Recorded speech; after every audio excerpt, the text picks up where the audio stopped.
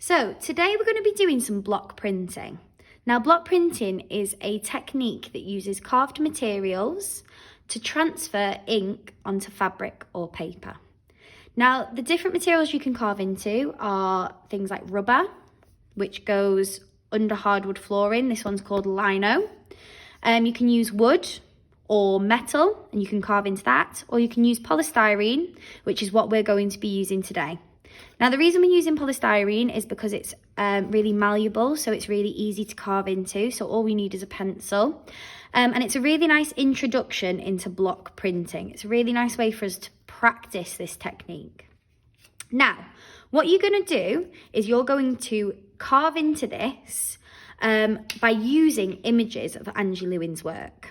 Now, what I want you to do first is I want you to create in pairs a plan of what you're going to put onto your piece of polystyrene. Now you can see here I've started to carve in my images from my plan. Now you might discuss and take elements from the images you've been given on your table. You might create some of your own inspiration and put them down. Think about different shapes, patterns and techniques. Maybe you could use some mark making techniques like the dots and dashes I've done down here, different lines, things like that.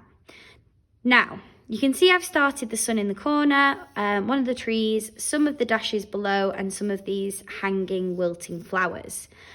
Now, there are a couple of things when you start carving into polystyrene that you need to remember. Number one, your pencil needs to be sharp so that you can make a clean indent. Number two, when you're carving into the polystyrene, I don't want you to press really hard because that's going to come through the back of the polystyrene. And you can see those drawings that I've done here aren't coming through anywhere here. And that's because I'm only carving into the material. I'm not slicing it. So you want to press hard enough that you make an indent, but you don't want to go all the way through. Now, the third thing you need to remember when you're working with this is that anything that you carve away won't be picked up by the ink. So all of these areas that I've carved in are going to be white, and then the areas I have left blank are going to be the colour of the ink I print with. So I'm just going to finish putting in my different marks into my piece. And remember, you're working in pairs, so it might be that one person does half, one person does the other half. Maybe you decide that someone wants to do certain objects and other people want to do certain objects and imagery. That's completely up to you. I want you to decide as the artist who's going to do what. But everyone needs to contribute to this polystyrene sheet that you're going to be printing. And remember, when you're working with it, you want to be working in fluid motions. If you use that sketch, the lines are going to be broken and it's not going to create a clean print. You want a nice clean line. Now you can see here, the line here, is nice and clean. This one has come out a little bit wobbly.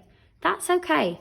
This is just for you to get a clear idea of how this material works, what it feels like when you're creating with this material. So some mistakes are bound to happen, but what you need to do is just keep moving forward, trust in the process, and keep working to improve those and understanding your materials much better. Now, I'm starting to become happy with this. Once you are, maybe step back, have a look, see if there's any items missing, see if you want to add in any items, any more textures, any more mark making techniques, and then we'll go on to the next step, which is adding the ink on to print.